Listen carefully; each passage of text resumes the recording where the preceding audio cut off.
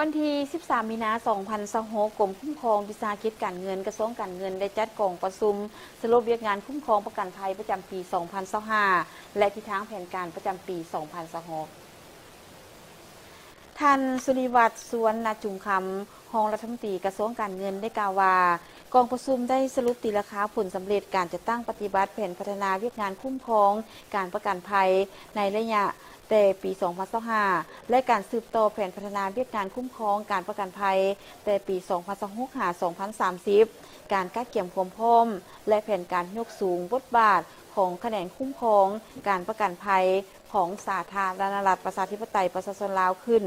เป็นสำนักงานหรือกลุ่มคุ้มครองการประกันภัยภายใต้มาตรฐานเงื่อนไข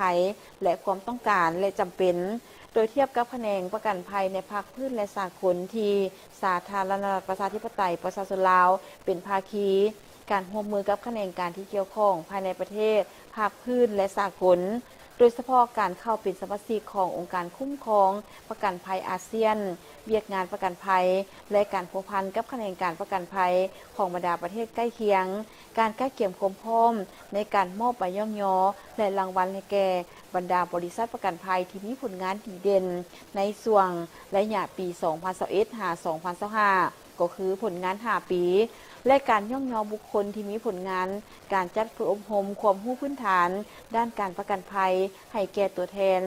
และนายหน้าประกันภัยประจำปี 2024-2025 เพื่อให้กองประชุมมีเนื้อในครบถ้วนสมบูรณ์และเป็นบอดอิงให้แก่บรรดาทานนำไปจัดตั้งปฏิบัติให้ปรากฏผลเป็นจริงและมีจุดสุมในการค้นคว้าประกอบความเห็นนั้นประธานกองประชุมมีคำเห็นบางจุดเพื่อรับประกันในการจัดตั้งปฏิบัติและพันขยายแผนเวียกงานคุ้มครองการประกันภัยในปี 2026 ให้ได้รับผลดีมีประสิทธิภาพประสิทธิผลและสามารถแข่งขันกับตลาดประกันภัยในภาคพื้นและสากลเจรเก้าจึงเรียกร้องให้ผู้เข้าร่วมสุ่มใส่การค้นคว้า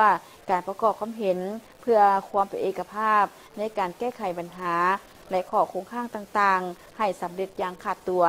ตามทิศที่นำในการสร้างบ้านเลี้ยวใหม่เพื่อจะตั้งปฏิบัติแผนพัฒนาเวียกงานประกันภัยในระยะ 2026-2030 บนพื้นฐานเอาใจใส่จะตั้งปฏิบัติกฎหมายและระเบียบการที่เกี่ยวข้องให้ถูกต้องและเพื่อให้เวียกงานอุตสาหกรรม